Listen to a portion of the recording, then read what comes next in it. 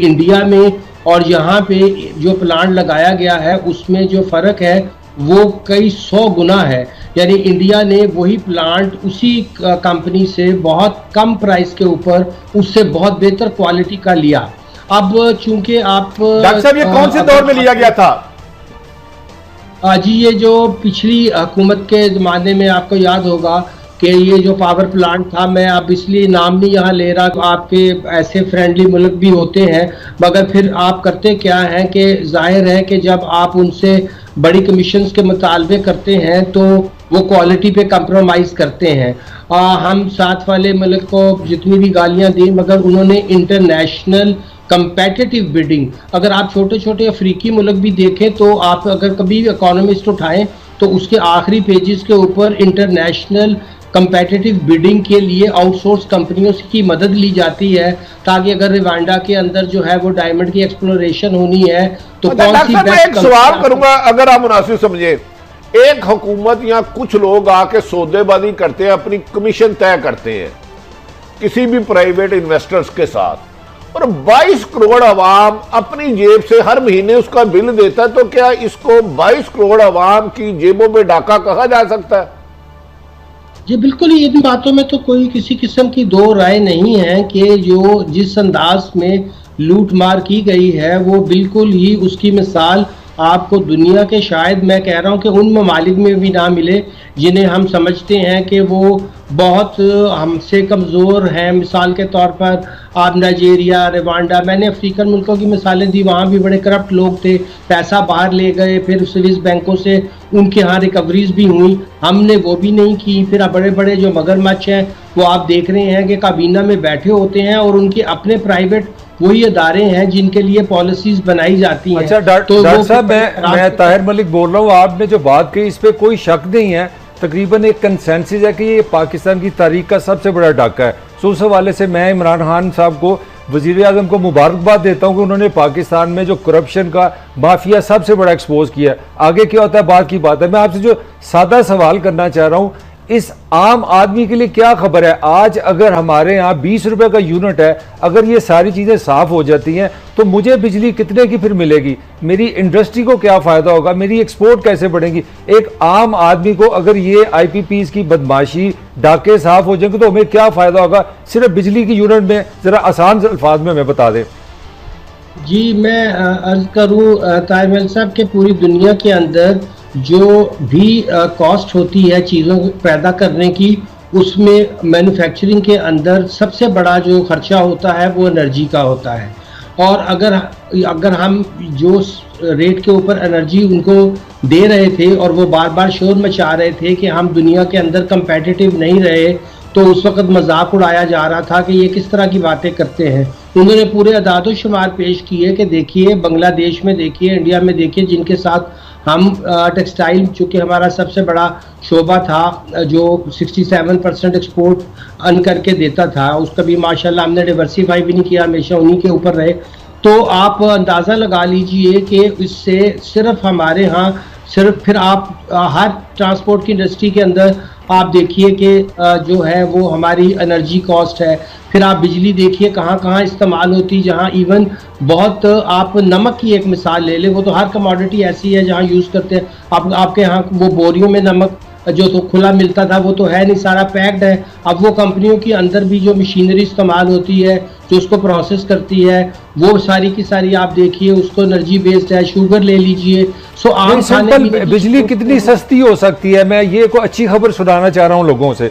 50%, 40%, 80%, 10% जो real price. या doctor साहब ये मैं पूछ लूं, अगर इनके सवाल को मैं री इन्फोर्स कर दूं, फोरेंसिक ऑडिट होना चाहिए क्या हर एक यूनिट का, या क्योंकि इनपुट में भी ये वारदात करते रहे हैं और कैपेसिटी पेमेंट अलग थी? डॉक्टर साहब जी बिल्कुल, जो है हर तरह की जो मैनिपुलेशन हो सकती थी वो की गई है, और उसके लिए तो सही है कि एक क्रिमिनल केस बनाने के लिए हमारे पास पहले किसी ऐसी कंपनी से फोरेंसिक ऑडिट करवाया जाए जिसकी इंटरनेशनल रिप्यूट हो, ताकि कल को अगर ये मामला ले जाएं फिर दोबारा इंटरनेशनल ट्रिब्यूनल के अंदर, जो कि इनको आदत है और वहाँ वो हमें मग्ड करते हैं और उनको सपोर्ट करते हैं, जैसा आपने रिकॉर्डिंग में देखा था कि बगैर इन्वेस्टमेंट किए 6 बिलियन का उन्होंने आपसे डैमेजेस ले लिए।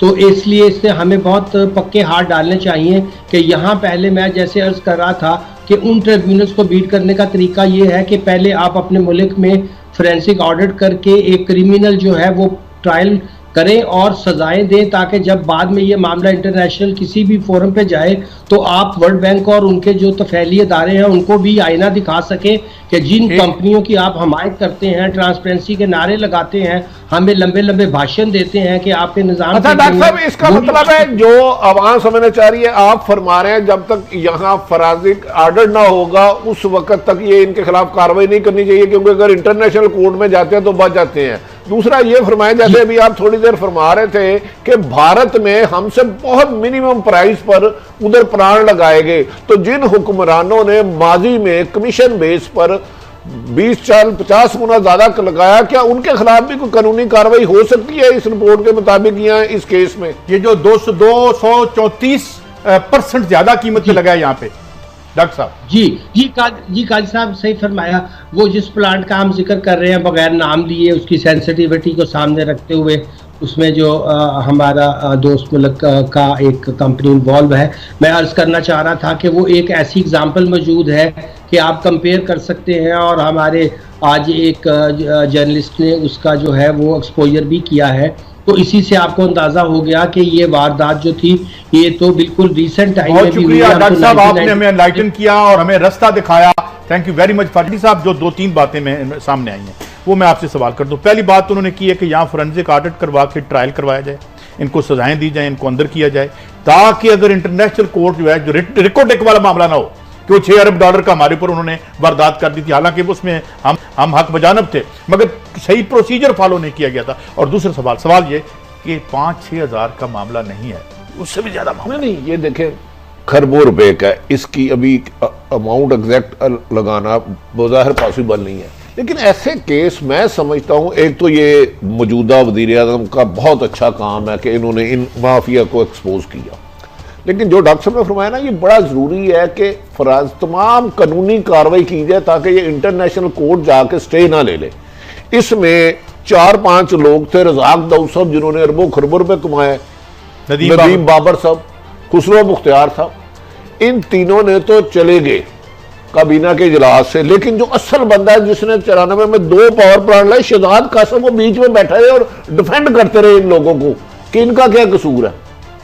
वो काबीना के इजलास से एक बात उन्होंने भी की, और मालिक साहब आपको भी यकीन करते हैं, एक बात उन्होंने की कि मेरा प्लांट है तो मैं ही उस मिनिस्ट्री में बैठा हूं और मैं ही वो पॉलिसी बता रहा हूं जिसका डायरेक्ट फायदा मेरे जाती और निजी कारोबार कौन है, यही काम चल रहा था ना। मैं आप दोनों से एक कमेंट चाह रहा हूं। मुझे जो थोड़ी सी हल्की सी बदबू सी आई है, मैं ईमानदारी से समझता हूं कि 70 साल पाकिस्तान की तारीख में किसी भी पॉलिटिशियन का ये सबसे बड़ा डिसीजन है, hats off to Imran Khan. मगर ये क्या जरूरत थी आज बताने की कि मेरे जो वजीर जिनके नाम आ रहे हैं वो अच्छे लोग हैं? भाई let them face the music. वो इदारों के पास जाएं, वो साफ हो गए हैं। पहली बात जो भट्टी साहब मैं आपसे पूछ रहा हूं, मुझे आप इस फैसले के पहले सबसे पहले एक बात है, इसके सपोर्ट करते रहे, उन्होंने जो काम करना था वो तो कर दिया। साहब बड़ी अहम मैं बड़ी अहम बात करने लगा, मैं एक फिक्रा बोलने लगा। 1985 से पाकिस्तान में जनरल ज़िया ने हमें एक लेगेसी दी, इलेक्टेबल्स। मुझे लगा कि अगर ये फैसले पे सही फैसला अमल दरामद हो गया, पाकिस्तान में इलेक्टेबल सियासत खत्म होगी। आज आप क्या कहते हो? देखिए मलक साहब, ये एक टेस्ट केस है पाकिस्तान के फ्यूचर के लिए, हमारी आने वाली नई जनरेशन के लिए। क्या उन्हें करप्शन से पाक पाकिस्तान चाहिए कि डाकू चोर और लुटेरों का चाहिए? मैं समझता हूँ वज़ीर आज़म का इंतहाई अहम इक़दाम है, लेकिन ये इन्हें आज फौरी तौर पे उन्हें बेगुनाह नहीं करार देना चाहिए। उन्होंने तो कमीशन की भी खबरें आ रही हैं, बना रहे हैं। नहीं देखें, वो कोई जरूरत नहीं कमीशन की, गुजारिश है, इसका फोरेंसिक ऑडिट होना चाहिए मेरी नज़र में। वो जो साहब ने कहा है, तो गुजारिश है कि वज़ीर इन लोगों को अगर इस दफ़ा आपने छोड़ दिया, इमरान खान साहब की जो 22 साल जिस वज़ीर आज़म इमरान खान जहद की थी, आज इन 2 फैसलों से वो नजर आए हैं। लेकिन बेहतर होता कि शहजाद कासम जो इसका अरबपति है वो इस बैठा रहा। प्राइम मिनिस्टर साहब को चाहिए इन दोनों को काबीना से सबको अलग करे, एक इंडिपेंडेंट कमीशन फोरेंसिक करे, उसके मुताबिक जो इनोसेंट हो उन्हें बिल्कुल बाइज्जत तरीके से लाया जाए, बाकियों को सजाएं दिलाई जाए। लेकिन मादी काजी साहब, मादी हमारा बता रहा है हम बड़े बड़े लोगों के खिलाफ इंक्वायरियों का हुक्म देते हैं, GIT बनाते हैं, कमीशन बनाते हैं, लेकिन रिजल्ट नहीं आता। लेकिन हम इस दफा इमरान खान साहब से उम्मीद कर रहे हैं कि वो इन लुटेरों से जिन्होंने भी लूटा है ये पैसा वापस लेंगे। एक बात मैं ऐड करना चाहता हूं, जिस काम का यहां कमीशन बनाया गया है उस काम पे मट्टी जरूर पड़ी है। कमीशन ने जो फैसला किया है, दोनों पार्टियां ढोल बजा के नाचती हुई बाहर आ गई कि मैं भी जीत गया, मैं भी जीत गया। ये कमीशन वाला अच्छा। नहीं, एक मिनट, कमीशन उस वक्त बनाया जाता है जब किसी मसले को दबाना हो। प्लीज हमें कमीशन नहीं चाहिए, नंबर 1। और नंबर 2, दूसरी जो बात है वो ये है कि आप क्रिमिनल प्रोसीडिंग शुरू करें। एक बात बड़ी साहब मैं जरूर कहूंगा, देखिए आज मैं इमरान खान का वोटर हूं, ना कभी वोट दूंगा इस नजरिए के साथ सुने, मगर बात सुने, ये 2 रिपोर्टें निकाली इमरान खान ने, किसी जज से उसको हुक्म